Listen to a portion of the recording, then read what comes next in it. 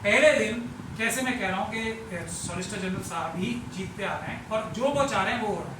पहले दिन क्या हुआ, जो और ये संजीव खन्ना साहब से किसी प्रकार से बचना भी चाह रही थी सरकार, बच गई ना, बच गई। हाँ तो अब तो बच गई ना, बच गई ना। हाँ। तो किसकी चली, सरकार की। अब मैं आपको दिन दिन के हिसाब से बताऊँ। पहला दिन ऑनरेबल बेंच ने उस दिन ये माइंड दिया कि हम 3 चीज़ों का स्टे देंगे, ये हम ऑलमोस्ट वो ऑर्डर डिक्टेट करा देंगे।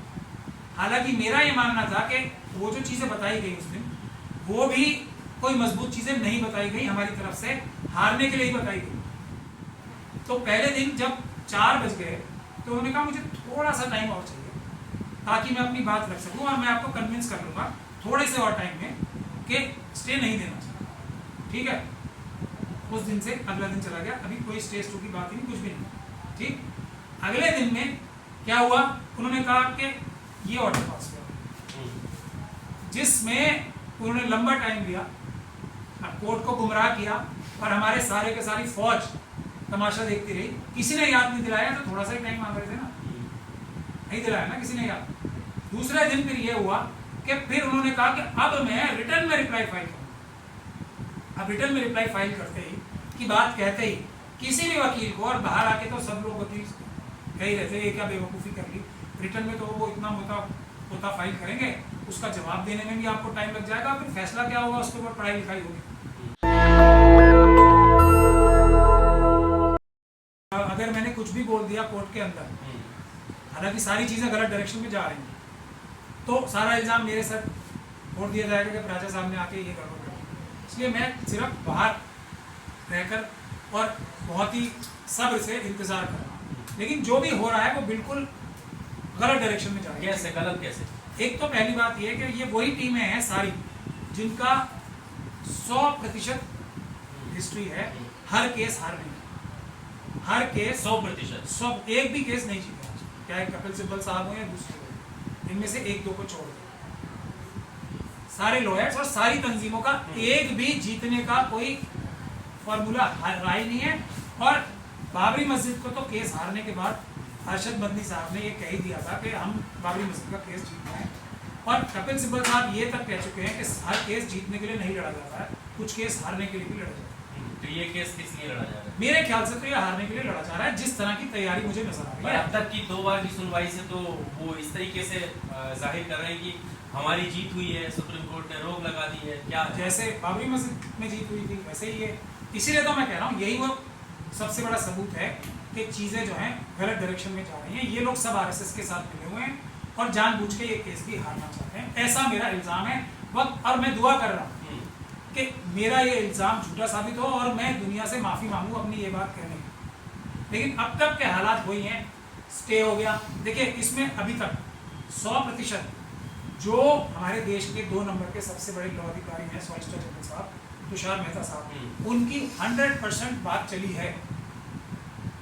बाहर आके किस बात की तारीफें हो रही है ये मुझे समझ में नहीं। तारीफें ये हो रही है कि वो जवाब ही नहीं दे पाए, जो सुप्रीम कोर्ट ने उनसे सवाल किए उन्होंने वक्त मांगा है। इसका मतलब उन्हें क्लियर ही नहीं था कि आखिर अमेंडमेंट क्या हुआ है और क्या लाना चाहते हैं, ये कहा जा रहा है बाहर। तो इसलिए कह रहा हूँ ना मैं, चली किसकी, लेकिन अगर इतनी बड़ी सरकार जो है कोई जवाब ही नहीं दे पा रही तो कोई स्टे तो ले लेते। इसको है तो स्टे बोला है ना, स्टे है। हाँ, इससे बड़ा झूठ कुछ हो सकता है? ये सब झूठ फैलाया जा रहा है बिल्कुल 100%। इसलिए तो कह रहा हूँ ये सब लोग। तो यथास्थिति वाली जो बात है ये क्या अपने आप से सुघोषित आ गई? क्या है मामला बताइए ना, क्यों लोग जानना चाहते हैं। बात ये है कि ऑर्डर में कहीं लिखा हुआ दिखा दे मुझे कि स्टे ऑर्डर है तो मैं मान लूंगा। आप बताएं, मैं शायद मेरे पास ऑर्डर होगा, मैं दिखाई देता हूँ आपको। ये हाँ, ये है वो ऑर्डर, इसमें यही ऑर्डर है ना जिसको stay stay stay stay stay और स्टे और स्टे बोले जा रहा है। बताते हैं इसमें स्टे कहाँ लिखा हुआ है। ये रहा ऑर्डर, ये रहा कोऑपरेटिव पार्ट ऑर्डर। तो ये बात कहाँ से निकली फिर स्टे? मैं वही बता रहा हूँ ना, आप अगर 2 मिनट मुझे देंगे तो मैं आपको पूरा बैकग्राउंड बता दूंगा। मैं क्यों कह रहा हूँ कि 100% हारने वाली टीमें उतरी हुई हैं। अब मुआवजा कोई हो जाए अल्लाह ताला की तरफ से तो हो जाए, उसमें तो अल्लाह का इख्तियार है, किसी का इख्तियार नहीं है। लेकिन हारने के लिए केस ये लड़ा जा रहा है, ये मुझे पूरी तरीके से कहने में कोई शर्म और गुरेज की बात है नहीं।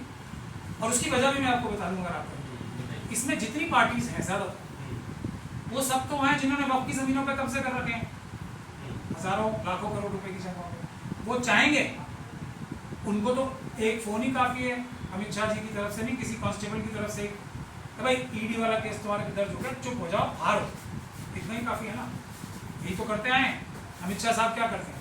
कितनी बड़ी बड़ी पॉलिटिकल पार्टीज टूट गई, उनके खुद के सहयोगी टूट गए, सब उनके चरणों में लेट जाते हैं सब लोग जाके, चाहे अजीत पवार जी हो या कोई भी हो, सबके सब तो एक ही फोन में, और उसके बाद से उन्हें क्लीन चिट मिल जाती है। यही कमोबेश हमारी दोनों जमीयतों के खिलाफ भी मुझे पता लगा है, ईडी का केस शुरू ही है।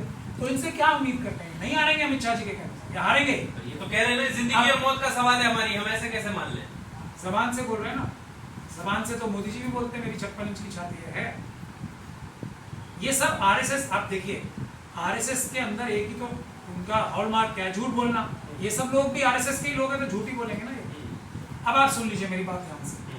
पहले दिन कैसे मैं कह रहा हूँ कि सॉलिसिटर जनरल साहब ही जीतते आ रहे हैं और जो वो चाह रहे हैं वो हो रहा है। पहले दिन क्या हुआ, जो और ये संजीव खन्ना साहब से किसी प्रकार से बचना भी चाह रही थी सरकार, बच गई ना, बच गई। अब तो बच गई ना, आएंगे वो, बच गई ना। तो किसकी चली? सरकार की। अब मैं आपको दिन के हिसाब से बताऊँ। पहला दिन ऑनरेबल बेंच ने उस दिन ये माइंड दिया कि हम 3 चीजों स्टे देंगे, ये हम ऑलमोस्ट वो ऑर्डर डिक्टेट करा देंगे।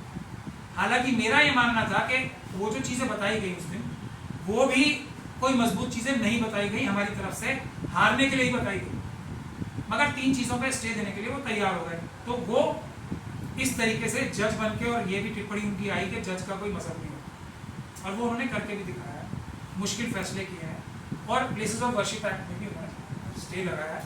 तो सरकार की पहली प्रायोरिटी ये थी कि ये संजीव खन्ना साहब जज जैसा बिहेव कर रहे हैं, हमारे दबाव में नहीं आ रहे हैं, तो हमें इनको अवॉइड करना है। वो हो गया। पहले दिन क्या हुआ? पहले दिन जब वो ये 3 स्टे करने की बात कर रहे थे, तो हालांकि वो अच्छे स्टे नहीं थे, मैं इस बात को कह रहा हूँ, मैं उससे हट नहीं रहा हूँ, उससे ज़्यादा फायदा क्या, बिल्कुल भी फायदा नहीं होता। तो पहले दिन जब 4 बज गए तो उन्होंने कहा मुझे थोड़ा सा टाइम और चाहिए ताकि मैं अपनी बात रख सकूँ, और मैं आपको कन्विंस कर लूँगा थोड़े से और टाइम में कि स्टे नहीं देना चाहिए। ठीक है, उस दिन से अगला दिन चला गया, अभी कोई स्टे की बात ही नहीं, कुछ भी नहीं। ठीक, अगले दिन में क्या हुआ? उन्होंने कहा कि ये ऑर्डर पास करो, जिसमें उन्होंने लंबा टाइम लिया, कोर्ट को गुमराह किया, और हमारे सारे के सारी फौज तमाशा देखती रही। किसी ने याद नहीं दिलाया, तो थोड़ा सा ही टाइम मांग रहे थे ना, नहीं दिलाया ना किसी ने याद। दूसरे दिन फिर ये हुआ कि फिर उन्होंने कहा कि अब मैं रिटर्न में रिप्लाई फाइल करूँगा। अब रिटर्न में रिप्लाई फाइल करते ही की बात कहते ही किसी भी वकील को, और बाहर आके तो सब लोग वकील कह ही रहते हैं क्या बेवकूफ़ी कर ली, रिटर्न में तो वो इतना मोटा फाइल करेंगे, उसका जवाब देने में भी आपको टाइम लग जाएगा, फिर फैसला क्या होगा उसके ऊपर पढ़ाई लिखाई होगी। ठीक है, वही हुआ। अगले दिन वो कामयाब हो गए, हमारी तरफ से किसी ने उसमें कोई ऐसी जोरदार बहस करके स्टे ले रहे थे, भाई स्टे नहीं हुआ। उन्होंने सिर्फ अपनी स्टेटमेंट भी ये नहीं कहा कि इस स्टेटमेंट से सरकार जो है बाध्य रहेगी, बंदी रहेगी, ये कहीं नहीं है, पढ़ लीजिए आप। ये है, it is also stated that till the next date of hearing, यानी कि जो 5 तारीख पिछली गुजर गई, no work including work by user whether declared by way of notification or by way of registration shall be denotified nor will their character or status be changed। ये statement दी है। अब स्टेटमेंट नहीं, एफिडेविट दिया था बाबरी मस्जिद के तोड़ने से, शहीद करने से पहले कि हम इसे टच नहीं करेंगे, दिया था ना। इस सरकार की स्टेटमेंट पे, सॉलिसिटर जनरल साहब की स्टेटमेंट पे हमारे सभी बड़े से बड़े पार्टी के लोगों ने, और ओवैसी साहब जो सबसे अच्छी बहस कर सकते हैं इसमें, वो शेरवानी पहन के कलरफुल पीछे बैठे रहे, और डेट मिल गई, और ये रिटर्न में फाइल करने का मौका मिल गया। और इसमें साफ तौर पे ये लिखा हुआ है कि अब अगली डेट 5 तारीख की डेट आ गई। उसमें तो सबको ही पता था, हर वकील को ये पता था कि ये अब जो है कुछ होगा ही नहीं इसमें, क्योंकि ये बहाना मिल जाएगा कि ये इतना लंबा है, आगे बढ़ा दिया जाएगा, जज भी बोलेंगे मैं पढ़ नहीं पाया, ये सबको पता। लेकिन उसका भी तोड़, और इस तरफ से 5 तारीख को किसी ने ये बात भी याद नहीं दिलाई जो इसी ऑर्डर में लिखा, We clarify that the hearing fixed on the next date will be preliminary hearing यानी कि प्रिलिमिनरी हियरिंग होगी, फाइनल नहीं होगी तो सारे कागज पढ़ने की आवश्यकता नहीं है। And if required interim orders will be pass. किसी ने हमारा 5 तारीख को ये याद ही नहीं दिलाया। मैं डर के मारे नहीं जा रहा था अंदर कि मैं जाके कुछ भी बोलूंगा तो सारा ठीकरा मेरे सर पे फोड़ देंगे और आरएसएस ने इन्हें इंस्ट्रक्शन दे देंगे। महमूद प्राचा वहां नजर आ जाए तो बोलना जी इसने खराब कर दिया। अब किसी ने एक लफ्ज 5 तारीख को इंटरिम ऑर्डर के लिए बोला या नहीं बोला, ये आप लोग अपने आप सब जो वकील हैं आप ईमानदारी से देख लें। बाहर आके स्टे है, पहले दिन भी स्टे हो गया, स्टे हो गया, स्टे हो गया, चाहे कोई भी हो सब ने स्टे कर दिया। इतना बड़ा झूठ बोलने के ये काबिल हैं तो ये आरएसएस से टच में है नहीं। इतने बड़े झूठ बोलने की क्षमता सिर्फ आरएसएस की ट्रेनिंग से जाती है और कहीं से नहीं। एक सवाल और पब्लिक में अब हम लोगों ने प्लान, लेकिन इसका मतलब ये नहीं है कि आप लोग हौसला खो दें। बात सिर्फ ये है आरएसएस के लोगों को इस तहरीक से बाहर कर दें। जनता अपनी लड़ाई अपने आप लड़े, हम जीतेंगे 100%। हमने प्लान बी तैयार कर रखा है। पिटीशंस डाल दी है, मैंने एक डाल दी है, अभी डिटेल में नहीं डाली क्योंकि पहले ये जीत जाए, अल्लाह करे जीत जाए, स्टे हो जाए, अल्लाह करे स्टे हो जाए 15-16 तारीख को, 15 तारीख को नहीं होगा तो प्लान बी तैयार है। उसके लिए पहला काम ये करना पड़ेगा कि इन लोगों ने जो बेस्ट करना था कर लिया। अब जनता दूसरी बी टीम के साथ मिलकर जो प्लान बी है हमारा उसमें सहयोग करें और हम 100% ये जो मसला है जीतेंगे। इसका मैं पूरा भरोसा देश को दिलाना चाहता हूँ। स्ट्रैटेजी अलग होगी, इसमें सारे धर्म के लोगों खास तौर पे schedule caste, schedule tribe, Sikh, Christian, बौद्ध लोगों को साथ लेके चलना पड़ेगा। सभी धर्म के मानने वाले लोगों के लिए एक अलग अलग कानून बनेंगे जिसमें जमीनें बचाने के लिए, धर्म को फॉलो करने के तरीके बचाने के लिए सारे पॉइंट्स रखे जाएंगे। जो 16 पॉइंट मैंने पब्लिक डोमेन में एक सवाल ये पब्लिक डोमेन में है कि सुप्रीम कोर्ट तो इस मामले में कुछ कर ही नहीं सकता। संसद से पास हुआ बिल जो कानून बना है उसको रोक नहीं सकता। ये पूरा जो मामला है क्या है, क्या ये अफवाह है? सुप्रीम कोर्ट अगर गैर संवैधानिक देखता है तो इतना तो अधिकार उसे है कि वो रोक सके। क्या क्या है इसका पूरा कानूनी प्रक्रिया? लेकिन बहुत जब कोई पार्लियामेंट कानून पास करती है और पहले दिन सुप्रीम कोर्ट में चीफ जस्टिस साहब ने कहा भी कहा, बाकी जजेस ने भी कहा, तो जब तक के एक्स्ट्रा ऑर्डिनरी सर्कमस्टांसेस दिखाए ना तब तक ये संविधान के बिल्कुल ही खिलाफ है, तब तक कोई उसको खत्म नहीं किया जा सकता। ये सरकार की पॉलिसी का विषय है, ये पूरी दुनिया जानती है, देश भी जानता है, सब पढ़े लिखे लोग जानते हैं, ठीक है। तो वो एक्स्ट्रा ऑर्डिनरी बहस करने के लिए उस पूरे सुप्रीम कोर्ट के जो कोर्ट रूम था, कोर्ट नंबर 1 चीफ जस्टिस साहब का, सबसे अच्छा आदमी उसमें कोई था, उस रूम के अंदर की बात कर रहा हूँ। और मुझे ये कहने में भी कोई शर्म और गुरेज नहीं है कि वो मुझसे भी अच्छे, मैं हालांकि इस देश के वक्त के कानून जानने वालों में बहुत अच्छा व्यक्ति एक में माना जाता है, लेकिन मुझसे भी अच्छा व्यक्ति एक बैठा हुआ था, लेकिन वो शेरवानी कलर्ड शेरवानी पहन के बैठा हुआ था। वो व्यक्ति जो है हमारे, वो बहस करने के लिए भी खड़े नहीं हुए, भले ही वो ईमानदारी से बहस करें या बेईमानी से, लेकिन केपेबल वो मुझसे भी ज्यादा है। ये असदुद्दीन ओवैसी साहब, बैरिस्टर साहब, नकीब मिल्लत साहब, बैरिस्टर भी हैं मुझसे ज्यादा, बड़ी डिग्री है उनके पास, और वक्त के बारे में प्रैक्टिकल एक्सपीरियंस उनके पास अंदर रह के वक्फ बोर्ड का है, जो मेरे पास भी नहीं है, क्योंकि वो पिछले 25 साल से वक्फ बोर्ड के मेंबर हैं तेलंगाना के। ये एक दीगर बात है कि 80% से ज्यादा वक्फ की जमीनें एनक्रोच हुई हैं उन्हीं के राज में। ये एक और भी दीगर बात है कि मैंने ये बताना जब से शुरू किया कि तेलंगाना वक्फ बोर्ड के वेबसाइट पे जाके आप लोग देख सकते हैं कि 80% से भी ज्यादा, तो तेलंगाना वक्फ बोर्ड की साइट को ही बदल दिया, ये एक दीगर बात।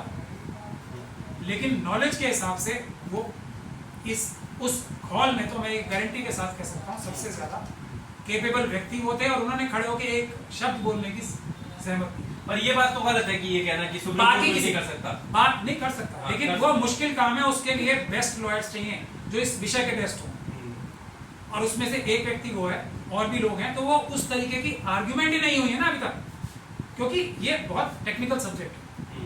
इसको समझाने के लिए कोई सीनियर एडवोकेट आपने कर लिया जिसको बुनियादी लॉज नहीं पता, जिसको बुनियादी इफेक्ट्स नहीं पता, जिसने इस स्टडी का डिटेल में स्टडी नहीं किया, उसको आप खड़ा कर दें जाके, और वो आधे मन से या पूरे मन से जैसे भी बहस करे। और उसमें एक वकील साहब का तो नाम लेते हुए मुझे कोई वो भी नहीं है जो उस कैटेगरी में नहीं आते, वो तो कम से कम इंटेलिजेंट वकील तो हैं, अभिषेक मनु सिंघवी साहब। तो वो तो कम से कम जल्दी सीख के बात भी अच्छी कर सकते हैं। तो जब ये हालात हों और उनको ब्रीफिंग कौन देगा, इस पर भी बहुत डिपेंड करता है। मैंने तो बहुत सारे मैसेजेस बचाने के लिए जो मेरी नॉलेज में जितनी चीजें थी मैंने इनडायरेक्टली इन सब लोगों तक पहुंचाएंगे। वही देंगे ब्रीफिंग जो साथ होकर लड़ रहे हैं, एक छतरी के नीचे लड़ रहे हैं, सबको वही जो जानकारी है वो देंगे। अब मैंने भी अपना दिमाग लगा के कुछ बीच के लोगों से कुछ अच्छी बातें पहुंचाई वहां तक, क्योंकि अगर मेरा नाम आ गया तो वो तो वैसे ही पता लग जाए, क्योंकि मिले हुए तो आरएसएस से ही है ना सब ये बात तो ये क्यों आपके सब लोग मिले हुए हैं? मिले हुए हैं ना, जब हारने के लिए लड़ रहे हैं। मैं ना कहूँ अब तक का 100% का रिकॉर्ड है, मैं ना बोलूँ, झूठ बोलने लगूँ, मैं भी झूठ बोलने लगूँ। आप बता दीजिए इसमें से जमीयत उलमा हिंद वक्फ की प्रॉपर्टी पे कब्जा करके बैठे हैं, ओवैसी साहब वो वक्फ की प्रॉपर्टी पे कब्जा करके बैठे हैं, कौन सी ऐसी तंजीम है जमात इस्लामी वो वक्फ की प्रॉपर्टी पे कब्जा करके बैठे हैं, बता दो। अहले हदीस वो वक्फ की प्रॉपर्टी पे कौन सी ऐसी जमात है जिसने वक्फ की प्रॉपर्टी पे कब्जा करके ना बैठा और वो गया अंदर, बताओ आप मुझे। ये तो कहते हैं आप मिले हुए हैं। मैं तो मिला हुआ हूँ ना, मैं कहाँ मना कर रहा हूँ, बैठ के टेबल पे डिस्कस कर लेते हैं, या तो वो मुझे साबित कर लें, आप सब लोग जो इतने सारे अभी हो जर्नलिस्ट, एक बार टेबल पे बैठ के आमने सामने भी हो जाए बात, मैं भी अपने सबूत ले आता हूँ और वो भी ले आए, हो जाएगा ना, दूध का दूध और पानी का पानी। जब इनको खदेड़ा जाता है दिल्ली पुलिस द्वारा, वहां पे अपनी स्पीचेस पूरी नहीं कर सके, मैंने मैसेज भिजवा दिया था, मैं 5 मिनट आ रहा हूँ, रुको। पर्सनल लॉ बोर्ड के प्रेसिडेंट की इतनी जरूरत नहीं हुई कि वो 5 मिनट रुक जाता, सिर्फ मैं आके रोक लेता पुलिस को। मैंने बोला ना वहां पे आके, चलिए फिर भी मैं संविधान से मिला हूँ या आरएसएस से मिले में फर्क कह रहे वो तो टाइम के पाबंद है, जो टाइम दिया था मुकर्रर था, झूठ, फिर वो हमने स्टेज छोड़ा, टाइम हो गया। तो फिर ये क्यों बोला मैं अपनी जो स्पीच है वो खत्म कर रहा हूँ जल्दी, क्योंकि पुलिस वाले आ गए, बोला ना टाइम पूरा हो गया था, टाइम पूरा हो गया था, टाइम पूरा नहीं हुआ, टाइम कोई होता ही नहीं है ना। जब इनको ये बुनियादी बातें सबको पता है, मैं कोई नई बात नहीं बता, टाइम नहीं होता। परमिशन थी ना 12:30 की कुछ टाइम था, तो 2 बजे तक की परमिशन जो मुझे पता है, हाँ। और ये 1 बजे भाग गए, क्यों? मैंने भी तो वहां पे फिर बड़े खड़े होके बोला था ना सब कुछ जो बोलना था मुझे। क्या हो गया था इतना, कोई क्या है, मतलब कोई ये यूपीएससी का एग्जाम है जो 1 सेकंड बाहर नहीं हो सकता है। मतलब सदर ने अपनी स्पीच ही कट कर दी, वाह वाह, कि अभी वो बोलने के लिए बाकी लोगों को भगा दिया बोलने वालों को। ये जो है ना, ये बुज़दिली है या मिले हुए हैं, ये जनता तय करेगी। और उसके बाद मोदी जी ने ताली थाली बजवाई, आरएसएस का फॉर्मूला है ना, कोरोना भाग जाएगा, इन्होंने भक्ति बंद कराई, वक्फ का कानून भाग जाएगा, भाग गया। आरएसएस का फॉर्मूला है नहीं है। मेरी कोई बात बताओ, एकजुटता लाने के लिए है कि देखो हम खड़े हैं, जैसे सबने ताली बजाई थी ना, एकजुटता लाने के लिए सड़क पे प्रोटेस्ट तो करना नहीं है, सड़क पे तो हो ही रही, कहाँ प्रोटेस्ट हुआ। उसके बाद फिर आरएसएस ने बोला कि बंद कमरों में करोगे, बंद कमरों में शुरू हो गए। एक ही जंतर मंतर का क्योंकि नजर आ गया ना मैं भी आ सकता हूँ। इन्होंने तो सोचा था ना कि प्रजा साहब क्यों आएंगे यहाँ पे, पर वो तो आ गए, क्योंकि मेरी कोई जाति इनसे लड़ाई तो है नहीं, मेरी कोई जाति लड़ाई थोड़ी है।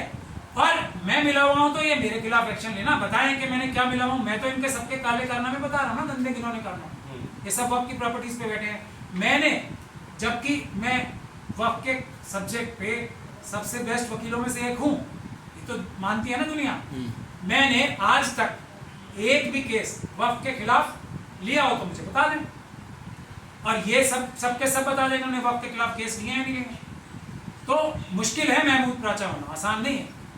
15 घंटे रेड भी झेलनी पड़ती है, रोज धमकियां झेलनी पड़ती हैं, अटैक झेलने पड़ते हैं, ये सब आसान नहीं है। सिक्योरिटी नहीं चाहिए होती महमूद प्राचा को, इन सबको सिक्योरिटी चाहिए।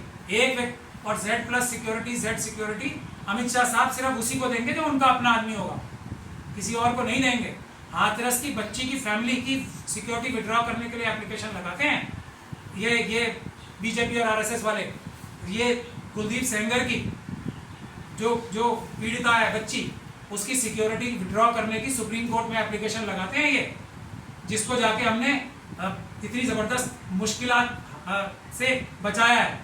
और इन सबको, सारे हमारे मौलानाओं को और ये हमारे नकीबे मिल्लत को सिक्योरिटी देंगे आरएसएस और बीजेपी वाले, खुशी खुशी। और कोई सबूत चाहिए? तो आप क्या चाहते, दिल्ली हमला उनके ऊपर? नहीं, सिक्योरिटी मतलब अमित शाह साहब को इतनी तकलीफ क्यों है इनसे कि अगर इनके ऊपर हमले हो रहे हैं तो सिक्योरिटी दे रहे हैं इन्हें।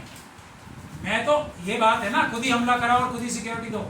सिक्योरिटी इसलिए दी जाती है, मैंने बहुत सारे केसेस में देखा है, बहुत सारे क्रिमिनल्स लेते हैं ना सिक्योरिटी, जिन्होंने लोगों, जैसे पटेल साहब थे हमारे, जो अमित शाह जी के खास आदमी माने जाते हैं, कश्मीर में ब्लैक कैट सिक्योरिटी के साथ पकड़े गए, वो उगाही करने जाते थे।